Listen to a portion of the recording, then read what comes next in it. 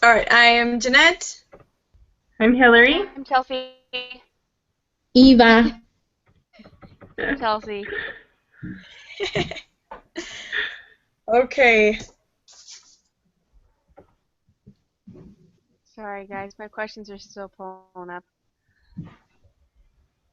Oh, you're lost. You don't have the questions yet? Okay. Um, Chelsea's gonna be our leader, and Eva's gonna do a summary at the end. Okay, well, let's just do overall. What did you guys think of these two articles? The What Women Know and Mothers Who Know. Well, she's pulling the questions up. I And really liked. they... Go ahead, Hillary. No, go ahead. It's all right. Go ahead. I really liked the first one about the mothers who What? know. I really Yeah. liked that. Julie B. Beck knows her stuff. I just thought, I don't know, it just makes. She totally does. I just love that woman. Like, I don't know. I just like how it calls women to action. Like, we have to do talk the talk. You gotta do the walk. I just love it. Okay, come on. Well, I like it that I feel like she's specifically talking to me. Like she makes it very personal to me. And, well, she speaks the truth. Yeah, was it 8 o'clock? Very inspirational, I guess. The other one was, I was reading some of the stuff and I'm like, what? So I had to go back and reread to make sure what I read is what I actually read. And I'm like, who wrote this? What is this? So, and then I look back at all these women who have signed it, and Oh, yeah. did they really read this? I mean, really read this? Do they know what they signed on? I'm very, very skeptical that they know what See, they signed. and that's kind of how I feel like that's what people would call feminism, is like what the second article was all about. Like, no oppression, like no responsibility more than the man and all these other things are that. I think men and women have different gender roles for a reason. It's not that, it's not because it was forced upon. It's because of the attributes of each gender. Right. Well, and it's a blessing. Like, I don't know. Why would you want to be married to someone who, like, in another, I don't know. I guess the gays would feel differently, but why would you want to be married to the same sex? Like, I don't know. I just, like, you need both halves to get Sure. things done and to have, I don't know.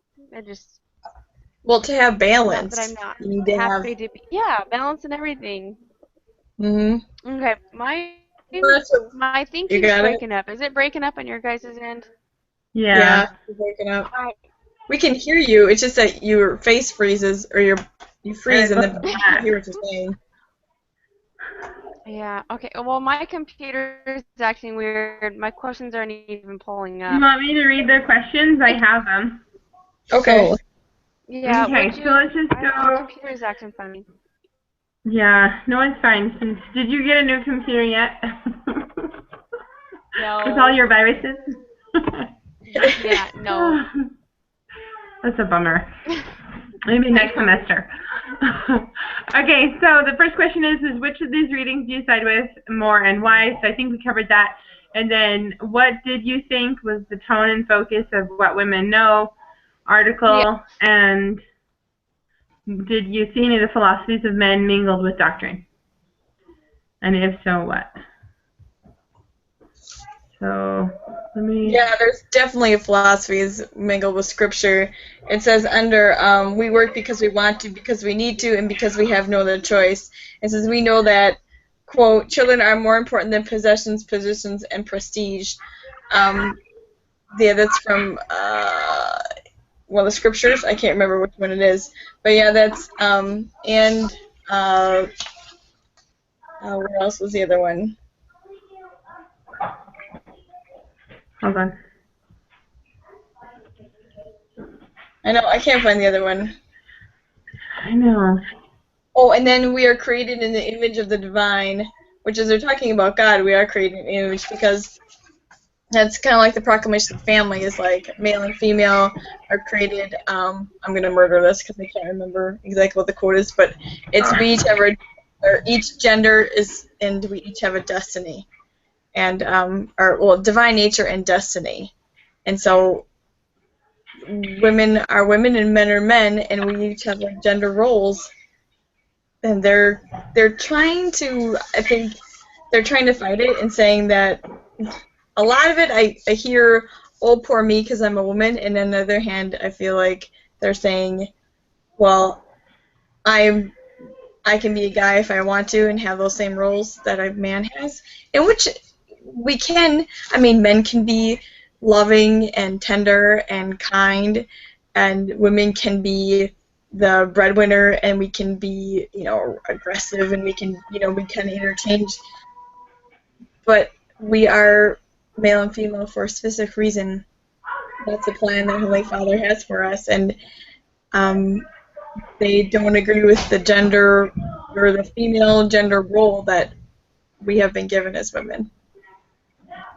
Yeah. They use the scriptures to, they twist the scriptures to make it, they take like, was that like 2, 4, 6, 8, 9 words out of out of context, basically, to make it sound like how they want it to sound and not what it really actually means. You know what? That reminds me of the part where they said, we claim the life-affirming powers of spirit and wisdom and reject the glorification of violence in all its forms, because Sister Beck, she spoke about the 2000 stripling lawyers, and these people also did too, but they said they're filled with unutterable sadness by the Book of Mormon of our more than 2,000 young soldiers whose mother taught them that faith in God will preserve them in battles, which they kill other mothers' children.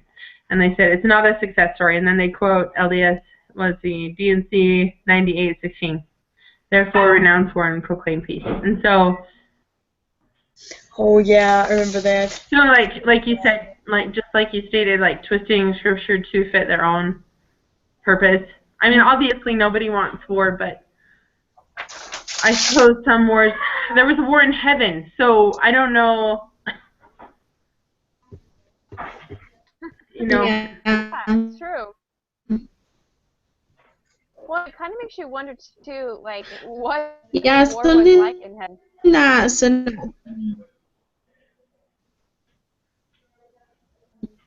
Oh, we lost Ava. Hey, oh, she's frozen. I'm gonna exit out real quick, and then I'm gonna come back in and see if that helps. Okay.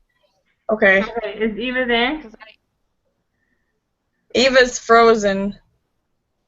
Yeah, hello. Oh yeah. Okay, now we can hear you. Yeah, you froze. You froze. We missed everything you just said. Sorry. Oh, okay. I'll start all over again.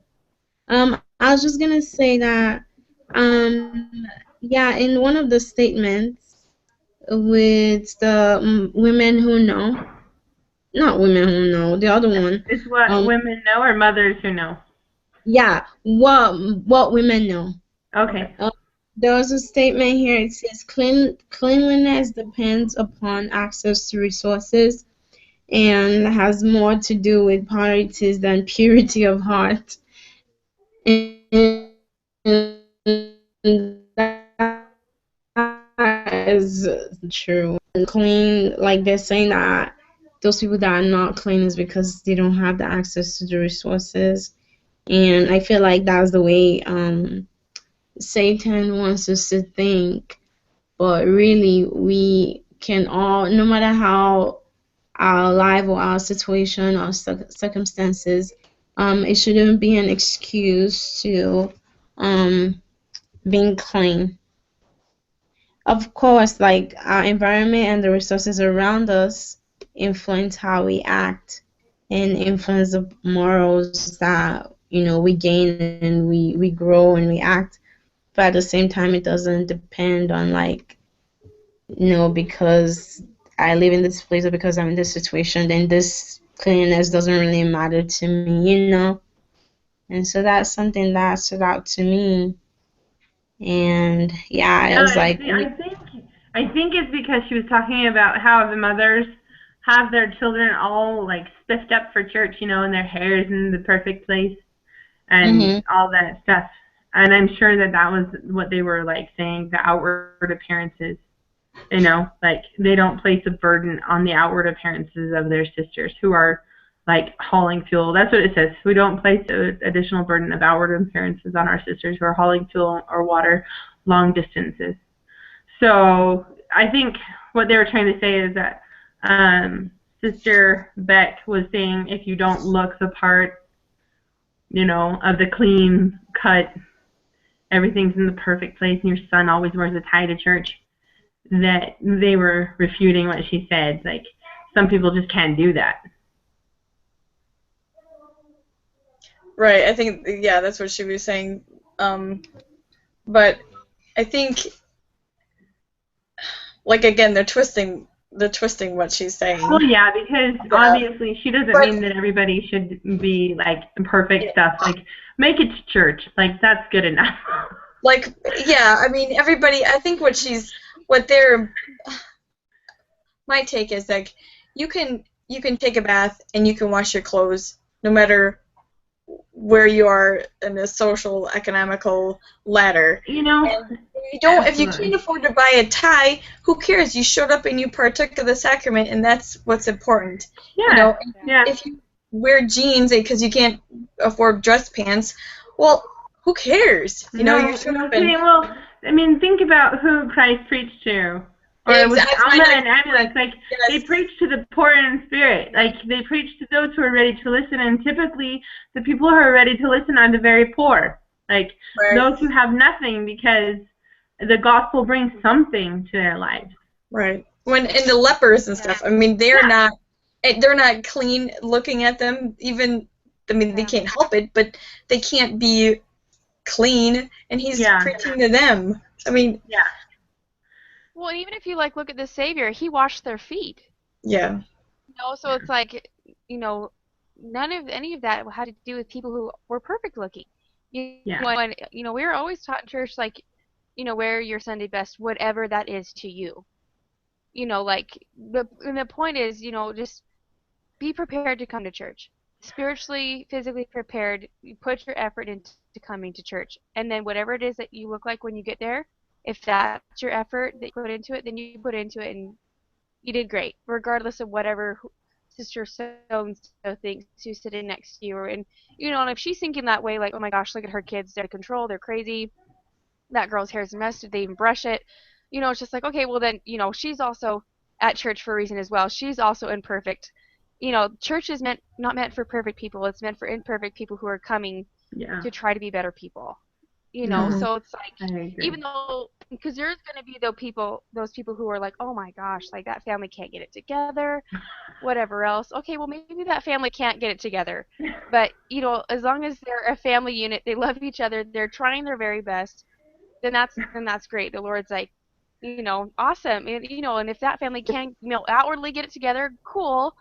But if you're sitting in church and you're more focused on judging others, then you're apparently not listening to what the teachers are trying to teach you, so it's like everyone is there for their own, we all have our own sins and our own struggles that we're there to try to work through, and so it's like, I don't know, sometimes I wish people would just let go of things, like, do your best, and just love each other, just come to love each other, like, we all do it, but sometimes you just kind of have to break it down and get simple. We're here to love each other and to support each other. Why are we nitpicking so much? Right, and to be a ward family too. I think a lot of people now, we don't live next to family because we're so transient. We go where the job is, and so we leave our families, our support system, and so the church or ward or branch or wherever we are becomes our family. And so I think, and we tend to compare each other. I compare myself to other people as well as people compare themselves. And it's not like we're comparing apples to apples or comparing oranges to oranges. We're comparing our weakness to, like, their strength. And that's It's totally not fair to anybody. And how can you become, I don't remember who said this, but they said, every day go to bed a little bit better, a little bit wiser, a little bit, more knowledge in your head, and pretty soon you get there. But just every day, just try your best. Do your best. Yeah.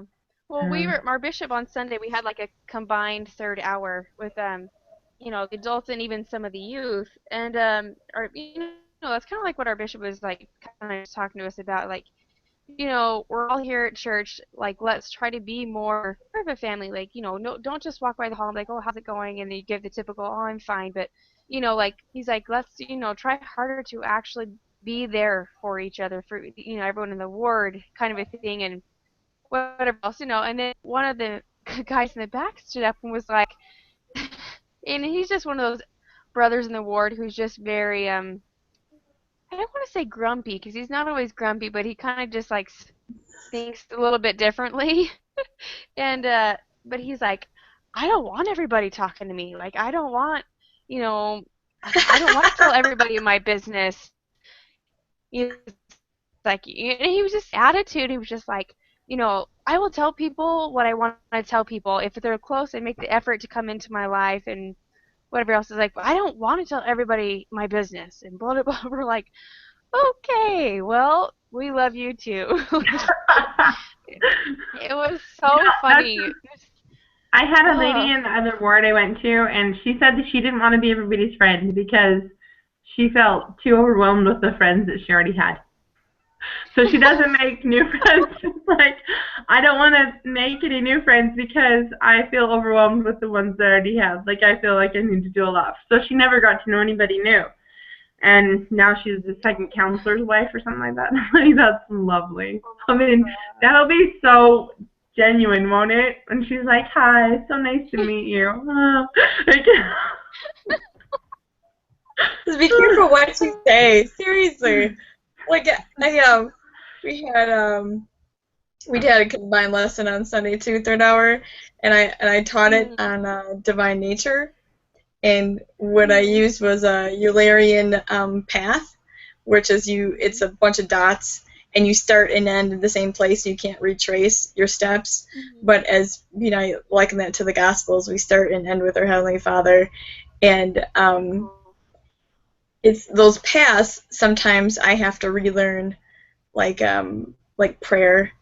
I have to relearn that path and kind of go back from dot to dot, and then I go to the next dot and the next dot, and then I have to come back and relearn prayer again. So trying to get back to Father in Heaven is difficult at times, but we're all working together and we need each other. Like, that's why we have Fast and Testimony meeting, is to learn and grow from each other. And so, like, I can take their experience and apply that in my life and save me some pain or some sorrow or whatever it is. So then I'm like, okay, that will save me some time in my life if I learn that lesson from them. That's why we're in families. That's why we're born into families, and the church is organized the way it is that we are supposed to support each other. And those two women and that guy are like, dude, I'm out. I don't need you guys. That's really sad, actually. I feel sorry for them. They haven't learned that lesson yet. Amazing. Okay, let's go to the next question. It says, if there were a document titled What God Knows About Women and Mothers, which of the two articles you read would most closely resemble that? Julie B. Beck's article. Yeah. That's a given. Well, especially because it comes, like, the title would be What God Knows About Women. Obviously, God knows a little bit more about women than we know of ourselves. I'm not saying that we don't know ourselves pretty well, but since he was our creator, then it's just like when my children are like, you don't know me at all. I'm like, I know you way too well.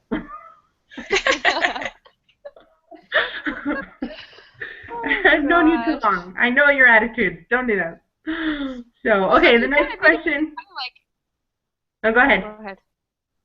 I was just seeing real quick, like, it kind of just reminded me of, like, Michelangelo and just, when he created the Mona Lisa. Like, it's kind of the same thing. Like, every spec, every, light feature and everything to the, the painting and stuff, it's kind of the same thing. God created every little part of us. Like, he knows us inside and out. Yeah. It's really cool. Okay, the next question is, what do you know a woman's role to be in our Father's plan? Where do you start with that one?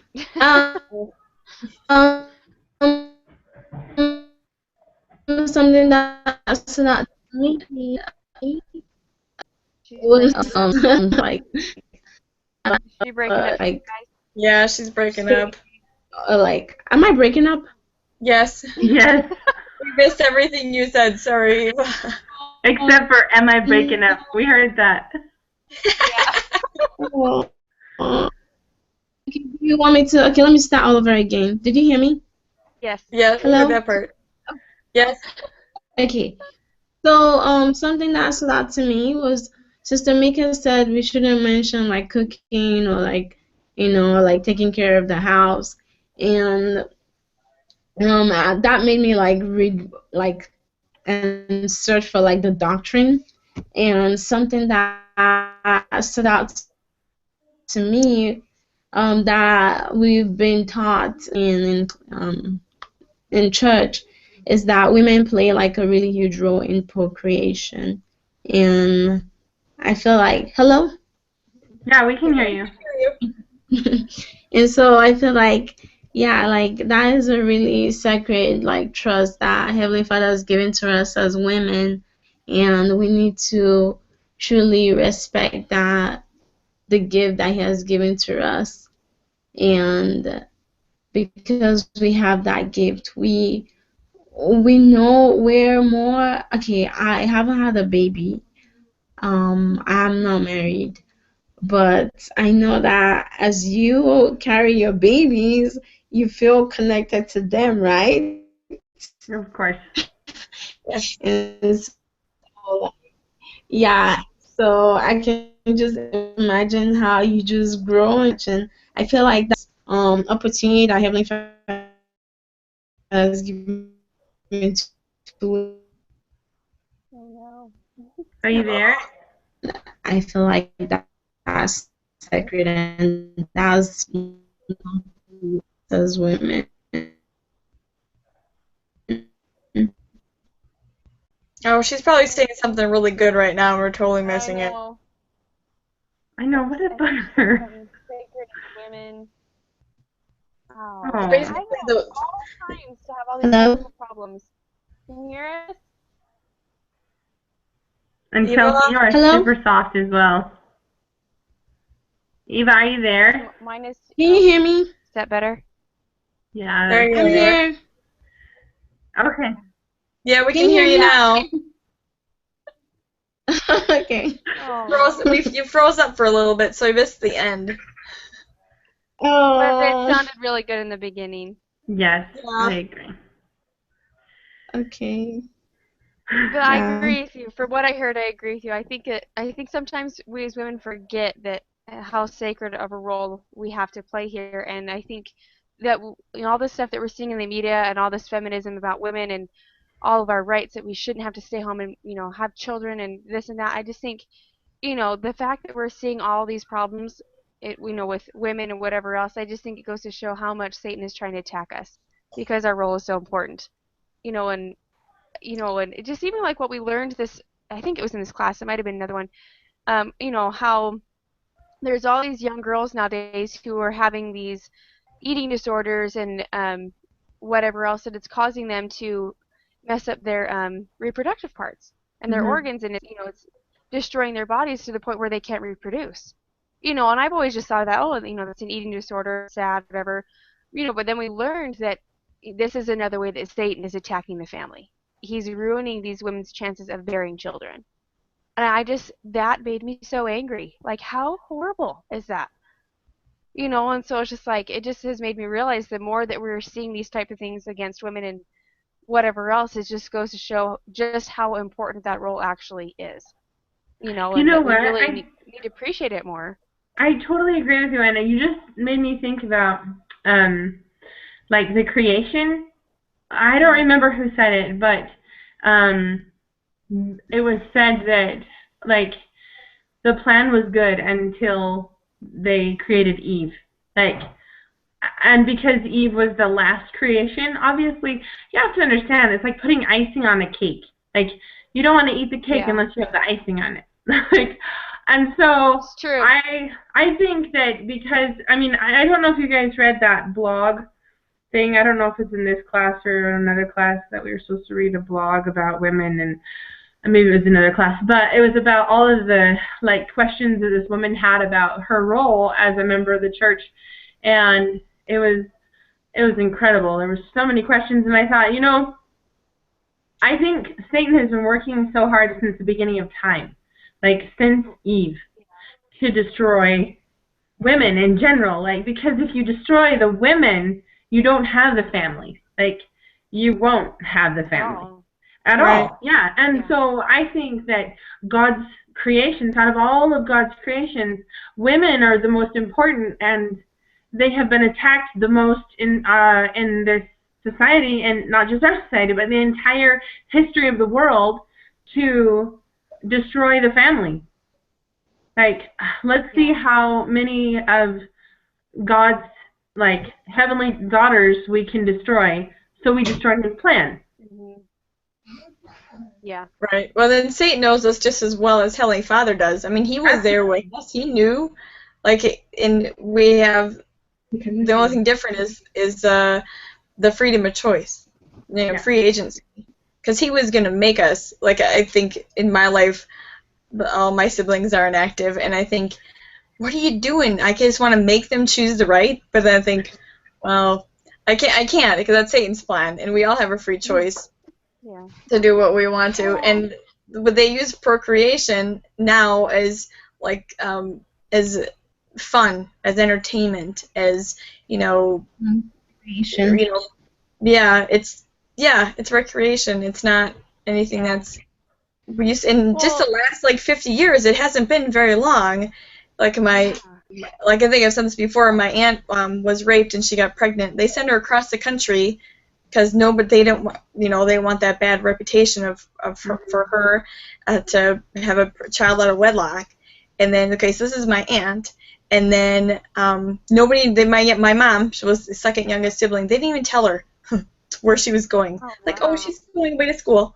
She didn't know till like 20 years after the fact. And then, so fast forward, my sister gets pregnant out of wedlock, and we throw her a baby shower. Okay, what happened? What happened?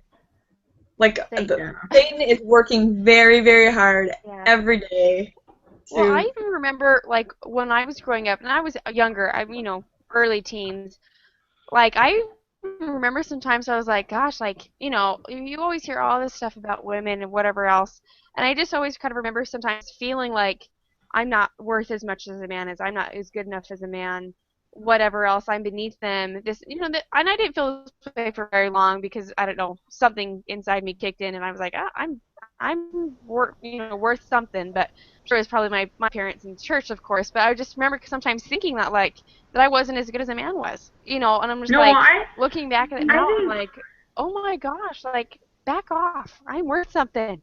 I think every woman has gone through what you've just described, like in one form or another, like, because I remember going through the temple for the first time and I felt so worthless.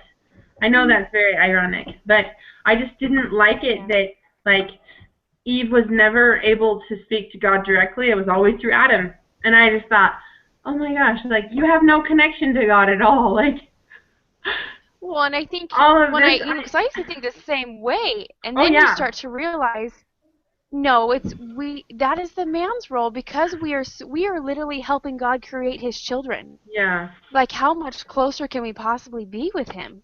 And that is the man's role, to finally get to play a part in connecting the entire family with God. Yeah. And I didn't realize that until, honestly, quite recently. Well, I'm sure, like, you know it. It's always in the back of your mind. You hear things, but it's just like it didn't really manifest itself to me until recently. I was just like, because I always thought the same thing, like, okay, men get the priesthood, men get this, men get that, blah, blah, blah. But I'm just like, oh, they have to have those things. That's their way of connecting to God, to holding them accountable, and to bringing our entire family closer to God. And we are connected to God. We are helping bring his children into the world to fulfill his plan. Like, and I think, people in the world, and sometimes women, we forget that. Like, we are connected with him in such more of an intimate way than that men ever will be. you know, and so they have to have that blessing of the priesthood so that they can have that role to play in our lives as well. You know, it just, the Lord doesn't hate us. You know, like He loves us and everything was set in place for a reason. So I don't know why we always try to find the way like, oh, they get this and they get that.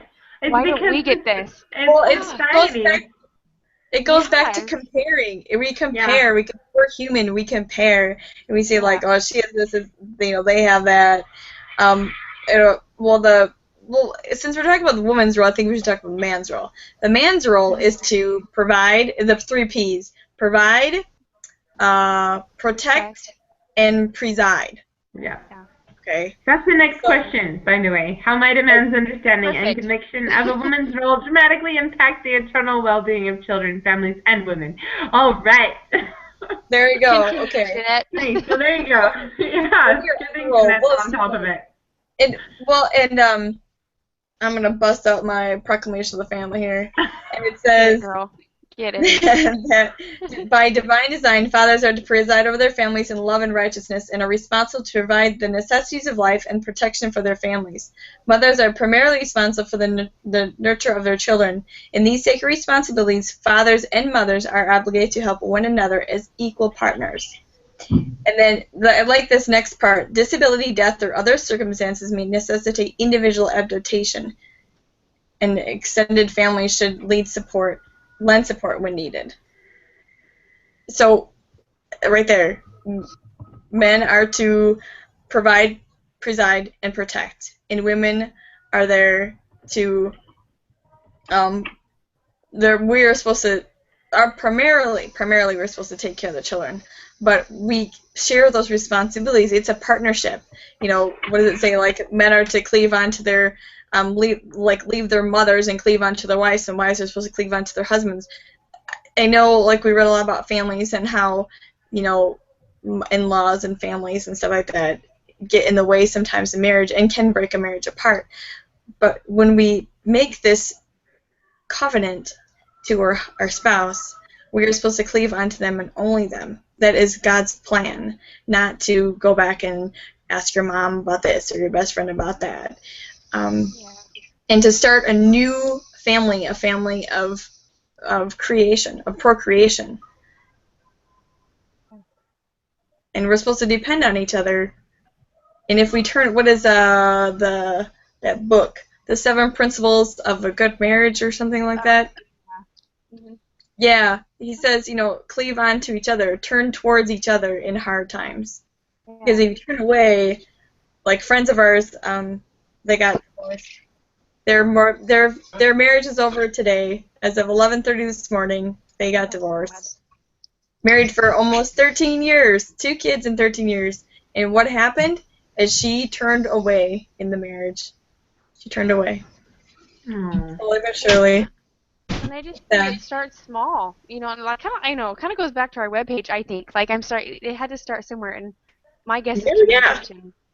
It's communication. You know? Like she had this friend at work, and the guy. She started talking to him, started talking about her husband and how she's unhappy and how, you know, then he get through his 2 cents in, and then pretty soon they're taking lunch breaks with each other, and then pretty soon they're going out after work for dinner, and then pretty soon, you know, what are the steps of unfaithfulness? You know, the 5 steps of unfaithfulness. She did that to a T. She followed that exactly to a T. Because then she rationalized it. You know, we're just friends. Nothing's going on. But it first started with emotional infidelity, led to physical infidelity, and because she turned away from him, her husband.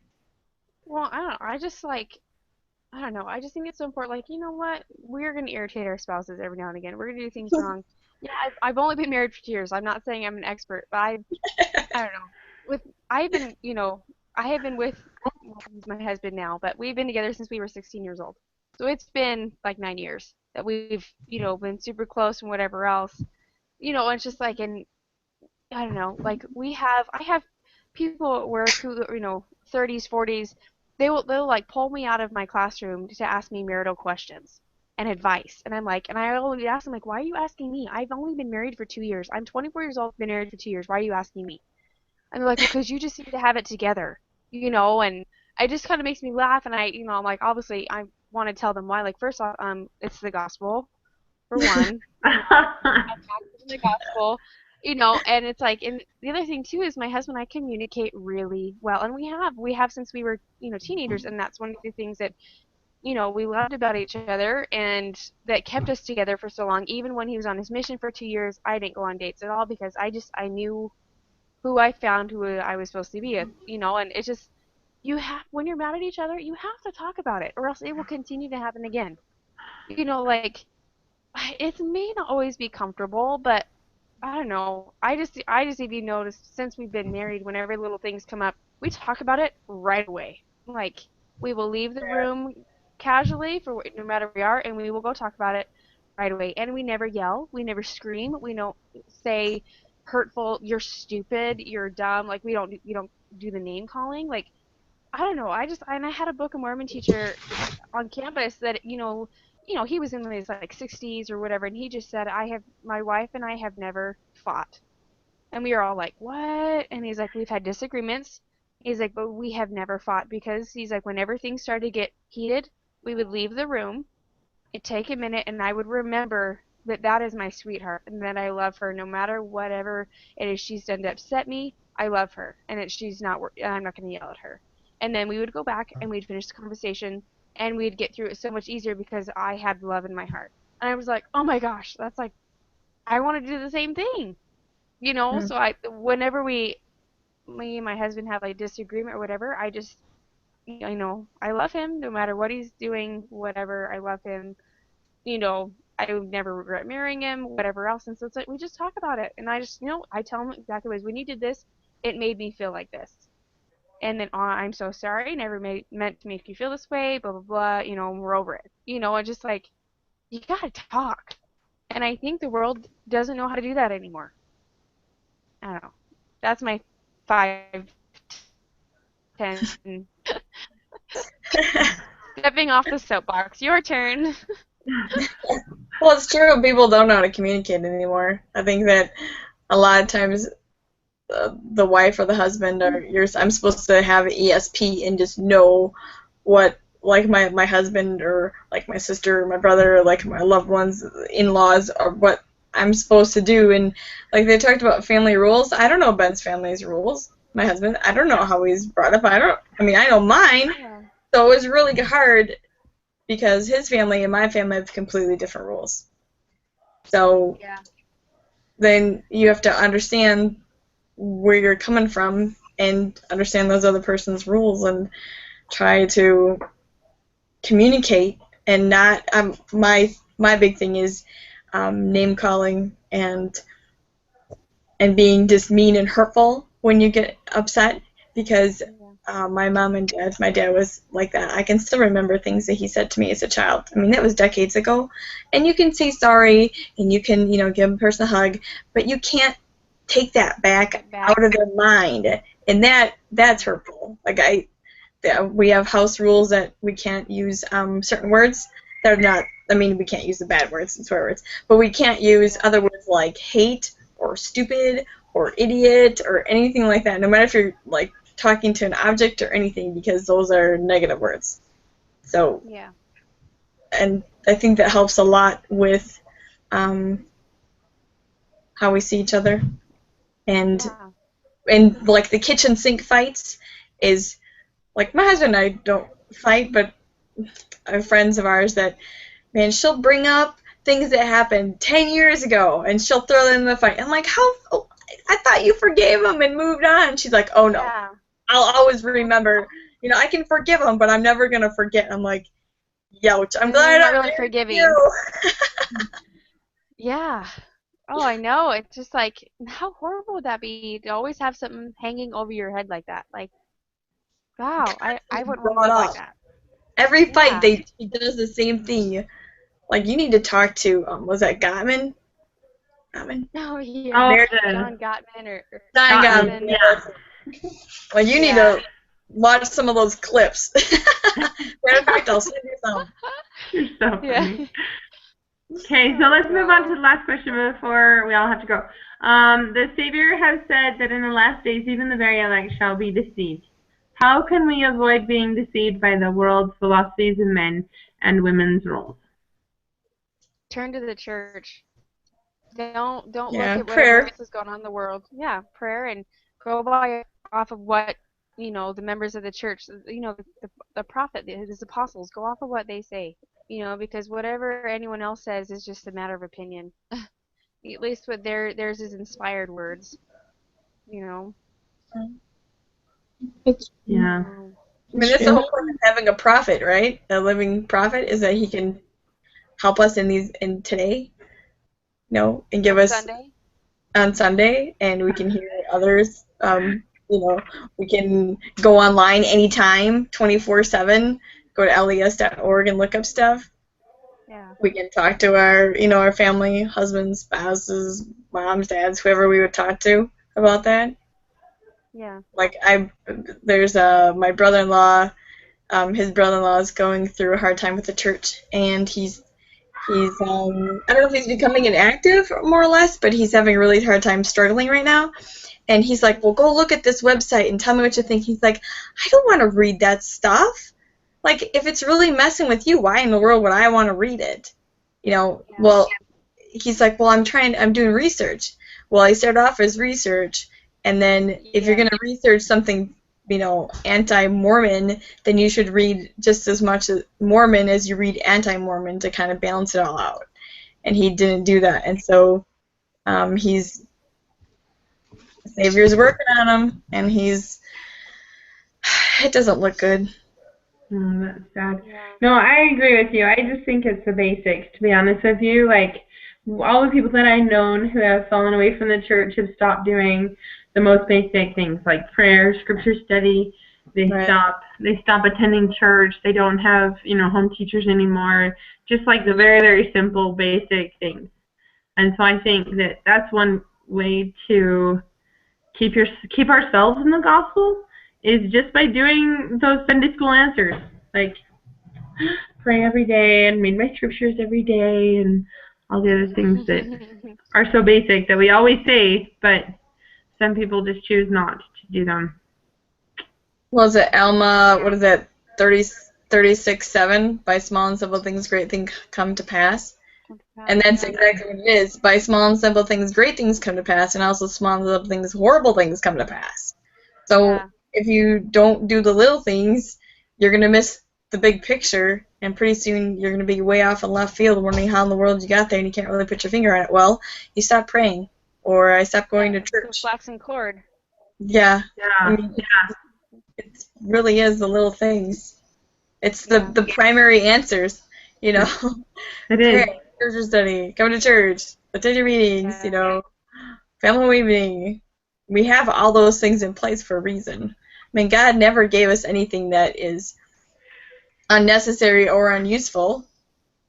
And why do we think we know better than God does? Because we're human, and of course humans know so much.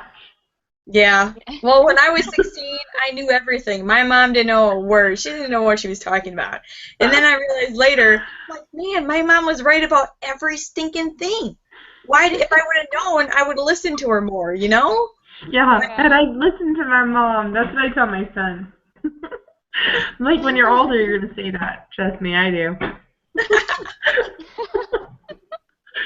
Oh, shoot. Okay, so it's 5 to 9.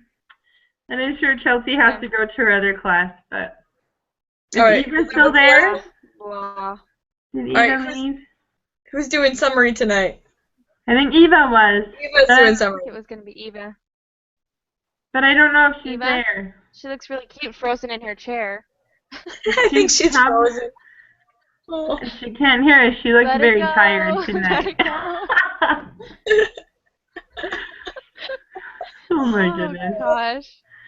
So you does somebody want to? The semester. Yeah. Yes, you can. Oh God. Okay. I can summarize. Okay. Okay, so we talked about the readings and which side we agree with it more. we were, obviously for Sister Beck and all poor women and whatever else.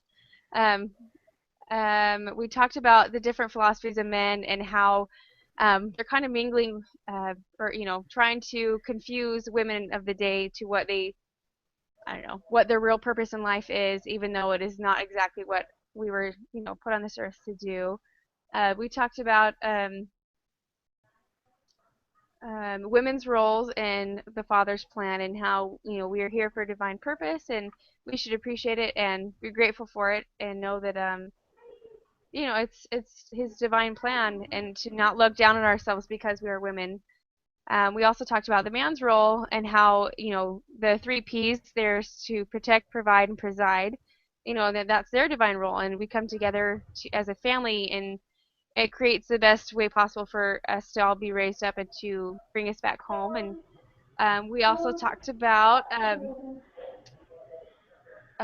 this, when the second coming and the things, how when we draw close to the second coming, how the very elect will start to fall away if we start to listen to the philosophies of the world, and how many in our day and age are being deceived by the different men and women roles that the world is trying to portray.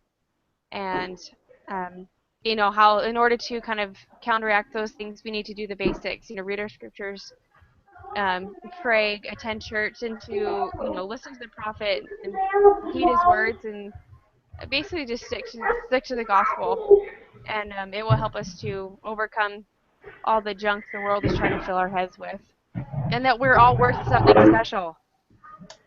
That's about it. That was really good. Thanks, Chelsea. That was good. Thanks, Chelsea. Anytime.